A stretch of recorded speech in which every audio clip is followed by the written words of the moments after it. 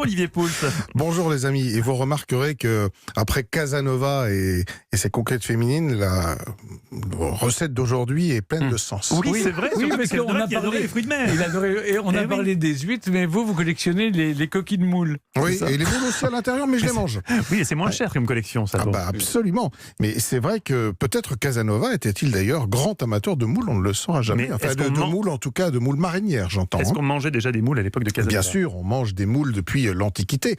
Mais oui, non, mais la moule est quand même pas un produit qu'on vient de découvrir. La mon cher moule n'est Mathieu. pas de première fraîcheur, c'est ça que vous dites. Alors, expliquez-nous un petit peu. Non, mais en revanche, la moule de Bouchot, celle-là, c'est beaucoup plus récent. Est-ce que vous savez ce que c'est d'ailleurs que Non, la moule non, de je ne sais Bouchot? pas, Parce que je quand sais on pas. parle de moule, souvent, on nous vante les fameuses moules de Bouchot, qui sont d'ailleurs une spécificité assez française, même totalement française. Qu'est-ce que la moule de Bouchot?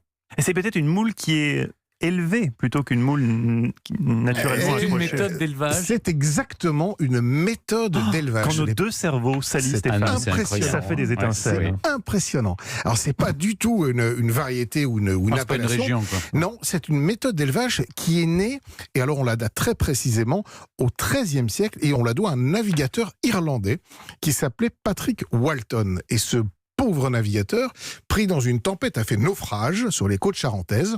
Son bateau était cassé, il était sur les plages, il ne savait pas très bien comment manger. Il essayait d'attraper des oiseaux au travers les filets qui étaient tendus par des pieux dans la mer. Et il s'est aperçu qu'il n'attrapait pas d'oiseaux, mais Il attrapait des il moules. y avait des moules qui venaient s'agglutiner sur ces pieux. Et il a inventé cette méthode La technique d'élevage. d'élevage aujourd'hui de la moule. Les bouchots, ce sont ces fameux pieux qu'on plante dans la mer, notamment dans la baie du Mont-Saint-Michel, et on vient ensuite récolter les moules qui ont grandi accrochées à ces pieux. Alors ça a un intérêt, c'est que ces moules, du coup, elles n'ont pas de sable, ou très très peu, parce que les moules sauvages qu'on racle dans le fond de la mer, celles-là sont en général assez sableuses. Et quand on va à Bruxelles manger des bonnes moules, c'est des moules qui viennent du fond de la mer ou des moules Bouchot? Et il y a les deux. Et c'est vrai que les moules de Bouchot sont plutôt françaises. D'ailleurs, sur la côte atlantique française qu'on en trouve la majorité de la production.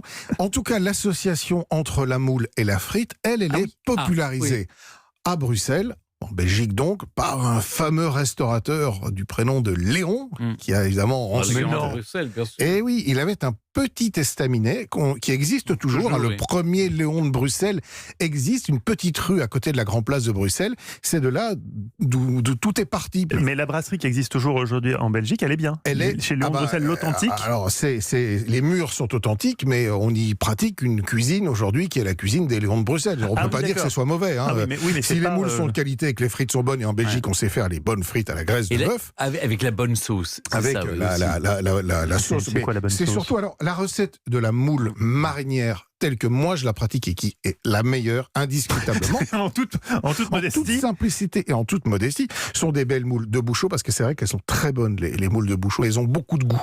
Alors, il faut les nettoyer, évidemment. Vous les mettez dans une casserole avec un verre de vin blanc, un oignon, du céleri branche haché, un peu de sel, un peu de poivre.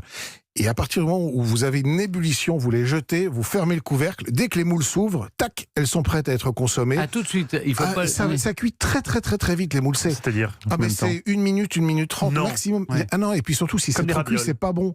Ça devient un peu farineux. Un peu farineux, Donc il faut oui, que ce soit cuit très très très rapidement. Et puis après, on va hacher un peu de persil par-dessus.